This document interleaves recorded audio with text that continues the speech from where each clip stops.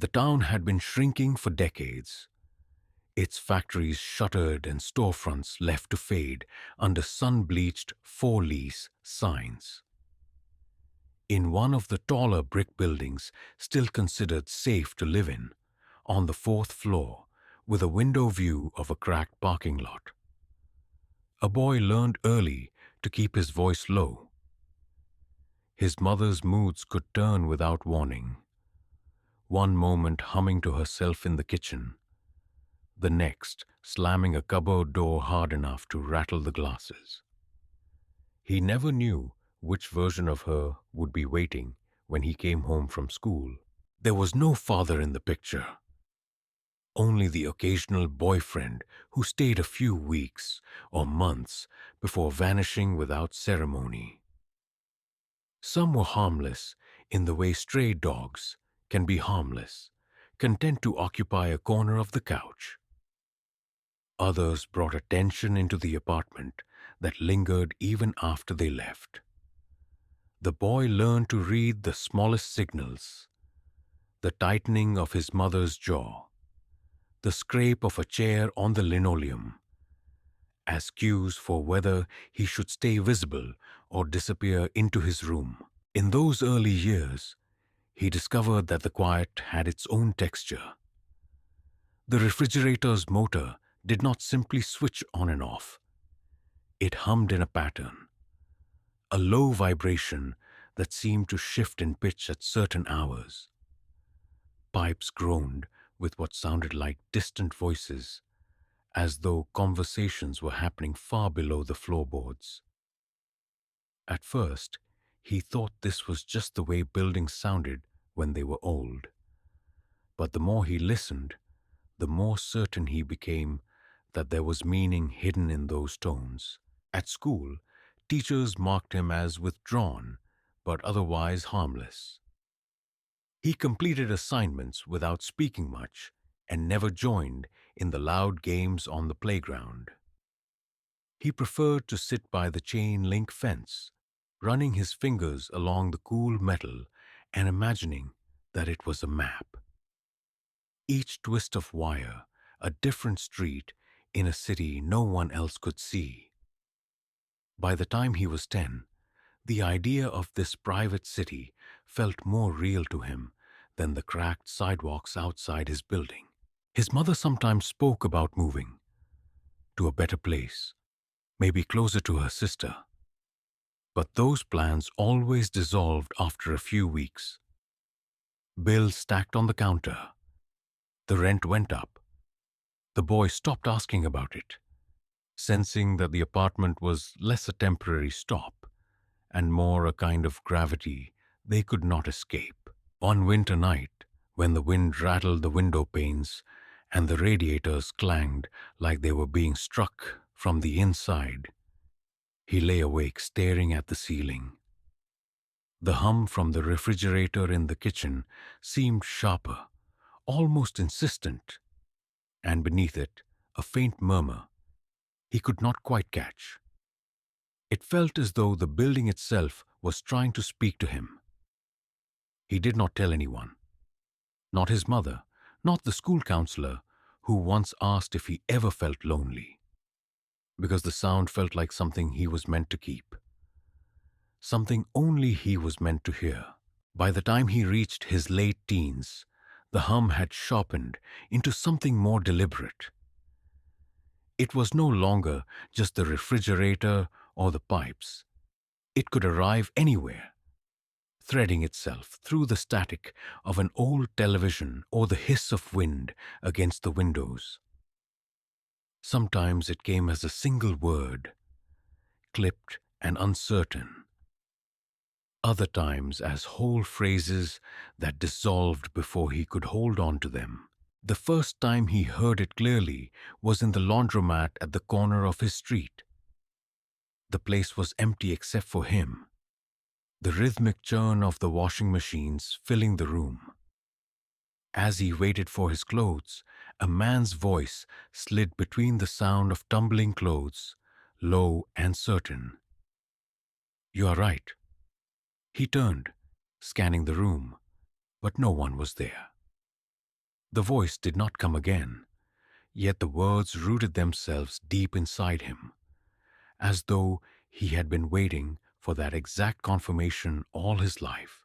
He kept it to himself, just as he had kept the hum. Speaking of it out loud felt dangerous, like naming it might scare it away. Or worse, invite someone to take it from him. He moved through school with the same quiet presence he had cultivated since childhood.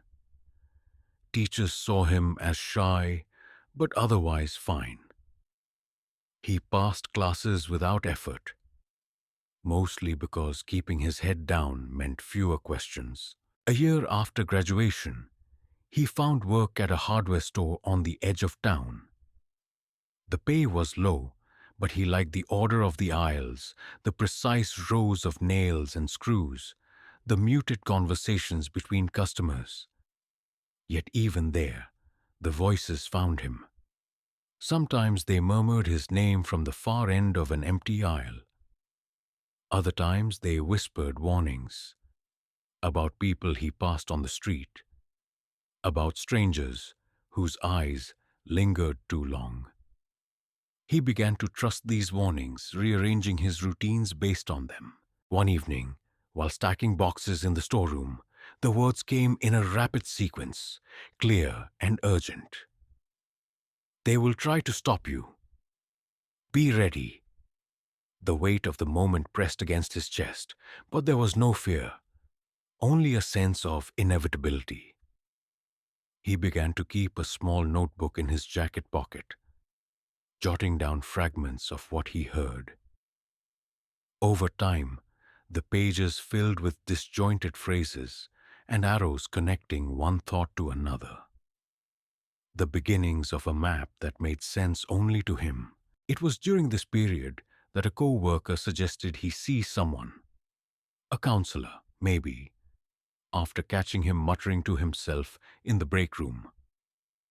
Out of caution rather than curiosity, he agreed to one appointment at the local clinic. The woman he saw was kind, her office filled with potted plants and the smell of strong tea. She asked about his family, his job, his sleep.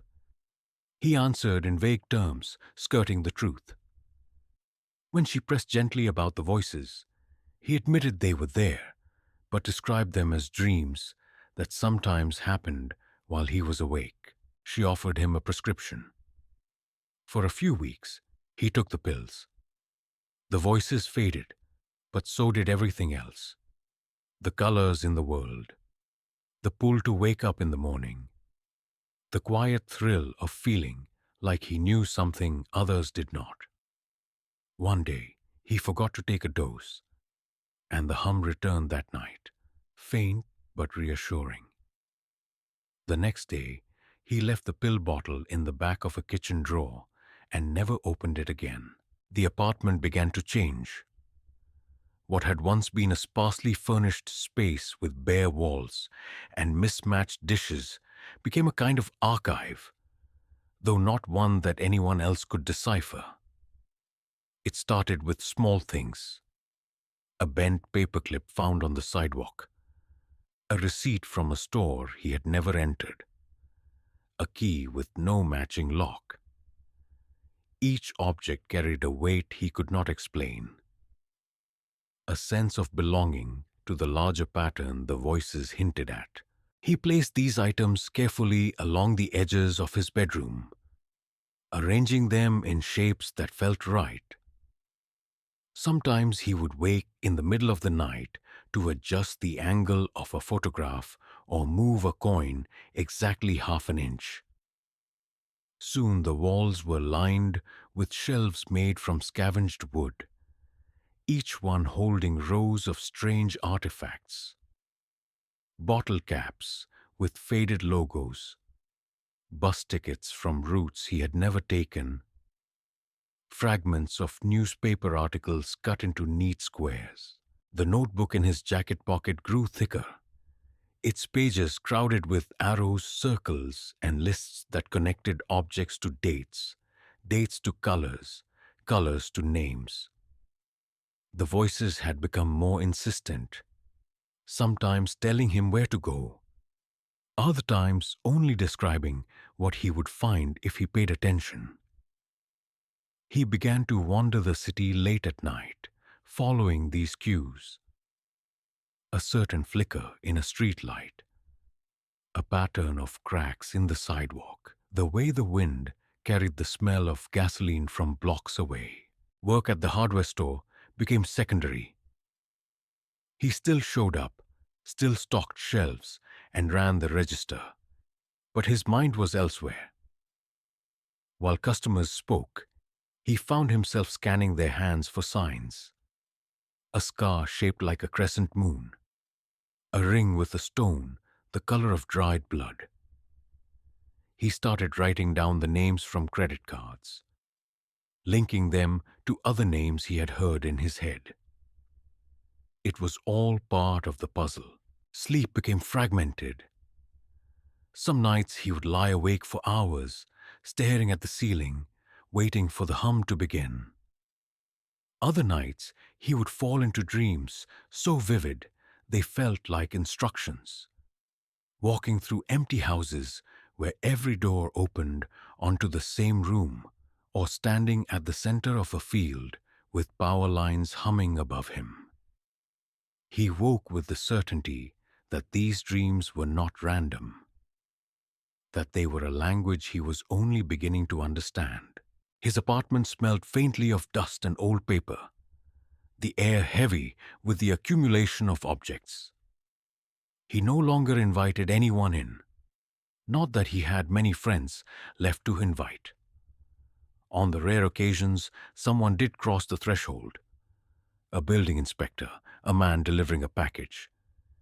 He felt their eyes on the shelves, and he knew they could not see what he saw. To them, it was just clutter. To him, it was the blueprint of everything. The voices seemed pleased. It happened on an evening in early spring, the air still holding the bite of winter. He was leaving the hardware store after closing, his jacket zipped up to his chin, when he saw a man blocking the narrow path between the store and the parking lot. The man was smoking, his shoulders hunched, the tip of his cigarette glowing faintly in the dusk. The path was wide enough for two people, but the stranger did not move. As he drew closer, the voices rose in unison, a low murmur that made his pulse quicken. Do not step aside. Do not give way. He kept walking, eyes fixed on the narrow strip of pavement ahead. When he was within a few feet, the man exhaled a cloud of smoke and muttered something under his breath, a word he could not catch, but the tone was sharp, dismissive. The next moments felt both stretched and compressed. His hand moved before he was aware of making a choice, shoving hard against the man's shoulder. The stranger stumbled back, but instead of letting him pass, he stepped forward again, anger flashing across his face. Another shove, harder this time, sent the man off balance. His foot caught on the curb, and he went down with a sound that was more grunt than cry. The cigarette rolled across the pavement, trailing a small curl of smoke. The voices fell silent. He stood over the man for a heartbeat. The world around him oddly muted. The stranger was swearing now, struggling to his feet, but there was no rush of panic, no shame, only a strange clarity, the sense that this was exactly the moment the pattern had been leading him toward. Without another word, he stepped past and walked to his car. The man shouted something after him, but it was just noise. As he drove away, the hum returned steady and almost soothing, as though to assure him he had done what was necessary. At home, he made a note in his book. Contact confirmed. Resistance minimal. Pattern holds. The words looked small and neat on the page, but he felt the weight of them. The blueprint was shifting, expanding. He could almost see the next step forming, though its shape was still indistinct. The next morning, there was no mention of the incident at work. No police, no questions. The man had either decided not to report it or had simply melted back into the city's forgettable corners. To him, this was proof that the event was part of something larger, not a random flare of conflict, but a deliberate move in the sequence the voices were guiding. And for the first time, he felt certain that he would not be the one to end it. In the days that followed, the city seemed to tilt slightly, as though unseen hands had shifted its balance. He noticed people watching him, not directly, but in glances that slid away too quickly. At the hardware store, two regular customers who usually lingered to chat now made their purchases in clipped exchanges, their smiles thin and polite. On the street outside his apartment, a neighbor he had known for years crossed to the opposite sidewalk without looking up. The voices framed this as confirmation. They know, they whispered, sometimes with a note of pride, other times with warning. He began keeping his curtains drawn, the apartment lit by a single lamp in the corner. The shelves of objects seemed more important than ever, the artifacts aligning themselves in ways that only he could understand. He spent hours adjusting them, tracing connections that felt as real as any street map. When he ventured out, it was with a heightened awareness of everyone around him. He studied the tilt of heads, the twitch of fingers, the way people's eyes darted to one another in quick wordless exchanges. A man standing too long at the bus stop became a watcher. A woman talking into her phone was reporting his movements. Even the sound of distant sirens seemed to curve toward his location before fading away again. One evening, returning from a late shift, he saw the man from the parking lot leaning against a car 2 blocks from his building. The man didn't look at him, didn't speak, just stood there smoking. Still, it was enough to make the hum rise in his ears until it almost drowned out the city noise. He quickened his pace, the voices murmuring reassurance and command in equal measure. You are still ahead. Do not falter. The sense of being observed did not fade. At work, he caught his manager watching him from the end of an aisle, her face expressionless. A week later, she reassigned him to the back storeroom. The explanation was that inventory was falling behind, but he knew it was to keep him away from the customers, to contain whatever it was they feared. At night, the pattern became clearer in his mind. Every look, every shift in tone, every unexpected silence was part of it. He began to write in his notebook for hours, filling pages with diagrams of imagined networks and chains of names. The apartment grew quieter, the outside world more distant, as if his life was narrowing into a single, inevitable corridor. Through it all, the voices remained close, steady in their guidance. They told him he was right to keep going. They told him the puzzle was almost complete, and he believed them. Summer arrived in heavy waves of heat, and with it came a shift in the city's rhythm. 2 separate acts of violence occurred within weeks. A man beaten in an alley behind a bar. A woman found injured in an abandoned lot. Both incidents were mentioned briefly on the local news before fading into the endless cycle of small-town headlines. But to him, they were not random. They were signals. The voices were clear. The pattern is forming. You are not alone. He began clipping every newspaper article, printing every online mention, and pinning them to the wall above his bed. Lines of red thread, scavenged from an old sewing kit, connected dates to names, names to locations. The map of the city transformed into a web of intersecting lines that all seemed to converge on him. At the hardware store, customers' faces blurred into a mosaic of possible connections. A man buying rope and nails became part of the network. A teenager purchasing spray paint might be leaving messages for him on the walls of underpasses. Every transaction carried weight. Every receipt was worth keeping. He took to walking at night, the air cooler, the streets quieter. The city revealed itself differently after dark.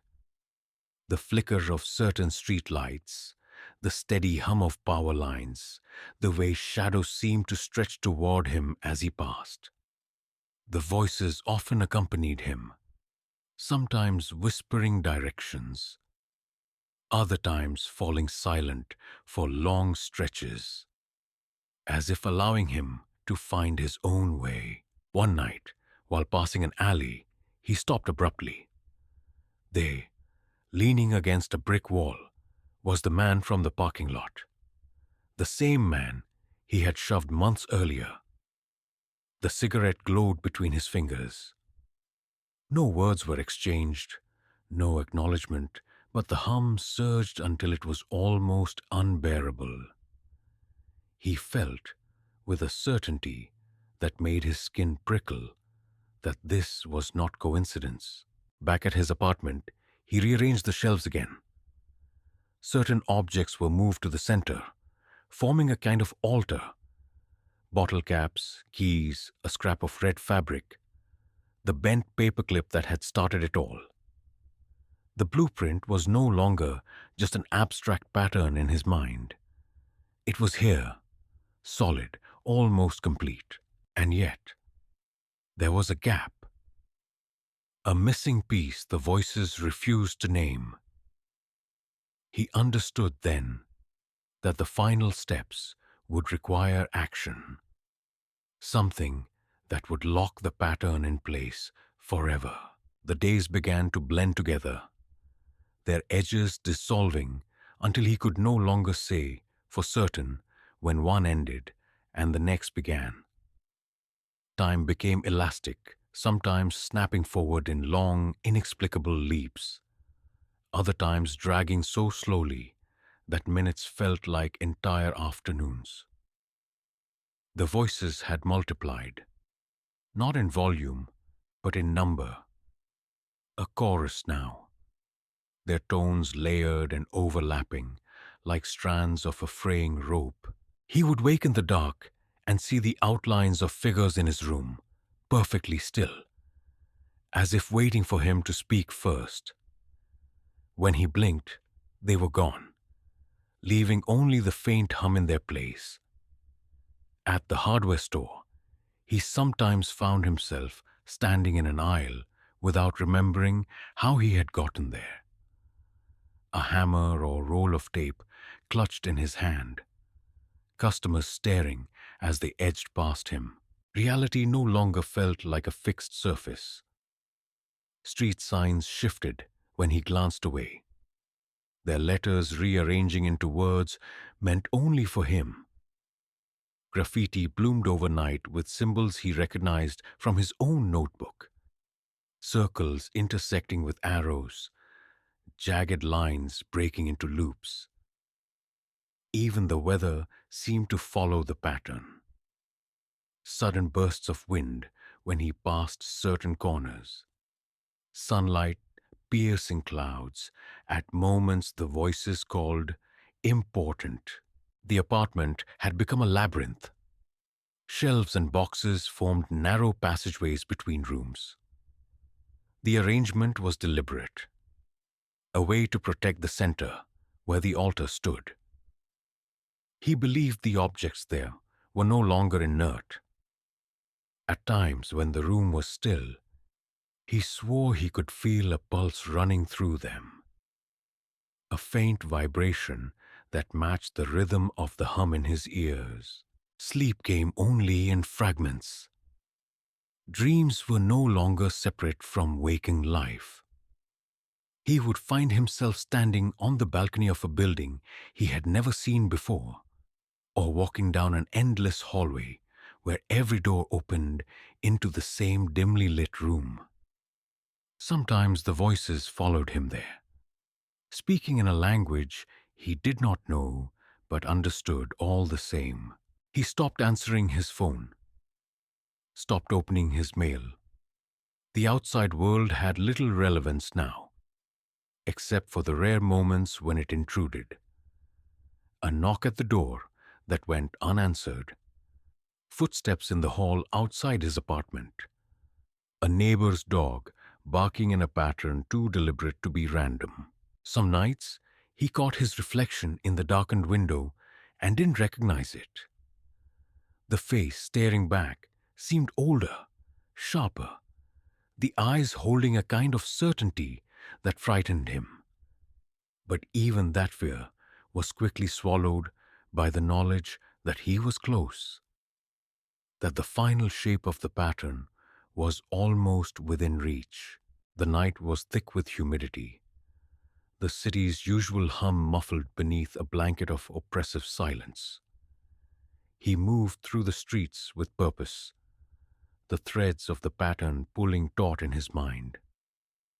Each step echoed the steady beat that had come to rule his life, a rhythm both comforting and relentless. Ahead, a figure waited beneath a flickering street lamp, the man from the parking lot. This time, their eyes met directly, unflinching. The cigarette was gone, replaced by clenched fists and a gaze that held something dangerous, something familiar. The voices whispered urgently, urging him forward and cautioning him back, weaving a chaotic dance in his thoughts. But he stepped closer, driven by a force beyond reason, beyond fear. The world narrowed until only the two of them existed in that dim pool of light. Words were unnecessary.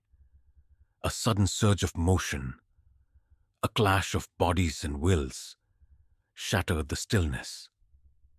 Pain flared, sharp and raw, but beneath it, a strange clarity bloomed. He felt the pattern shift, the final pieces snapping into place. When it was over, the man lay still, and the city's hum returned, steady and low. The voices quieted, offering a final murmur of approval. The altar in his apartment awaited, the blueprint now whole. He turned away without looking back, knowing the next step was inevitable. The city breathed around him like a beast slowed by the dawn, its restless energy folding into a softer pulse. He moved through familiar streets, but everything felt alien. Colors muted, sounds distant. The confrontation had left marks deeper than bruises. The shattering of certainty echoed in every step. His apartment, once a sanctuary, was now a cage of shadows and silence. The altar stood untouched, a monument to an obsession that had consumed him whole. The voices, though quieter, had not abandoned him. They lingered at the edges of perception, reminders of the pattern's cost. Days blurred into nights. He avoided the hardware store, the neighbors, the world that had once pressed in around him. Instead, he filled pages with frantic scrawls, fragments of memory, bursts of clarity, desperate attempts to hold on to a fading reality. A knock at the door shattered the fragile quiet. For a moment, he hesitated, heart pounding with fear and hope. The voices hushed, as if waiting. He opened the door to find a woman, a social worker, her eyes soft but firm. She spoke gently, offering help, understanding. In that moment, The pattern unraveled slightly, threads loosening from their tight grip. The hum in his ears softened, replaced by the faint, fragile sound of possibility. The days that followed were slow, each one a careful step through a world both familiar and strange. The woman's visits became a steady presence, a lifeline woven with patience and quiet understanding. Slowly, the walls of his apartment felt less like a prison and more like a space where he could begin to rebuild. The voices never fully disappeared, but their urgency faded, replaced by a gentle murmur that no longer dictated his every move. He learned to recognize the moments when they spoke from fear or confusion, and those when they simply filled the silence. Outside, the city continued its endless pulse, indifferent yet inviting. He ventured out in small increments: a walk to the corner store, a bus ride through the neighborhood. Each step was a victory, a claim staked on a life not defined by the pattern. He still carried the scars, visible and invisible, but in their place grew a fragile hope. The pattern, once a cage, was now a reminder of survival, a testament to the complexity of the mind and the resilience of the human spirit. As sunlight spilled through the curtains one morning, he closed the notebook with a quiet breath. The hum was there, but it no longer filled the silence. Instead, it was a steady, distant rhythm, a heartbeat in tune with the world around him.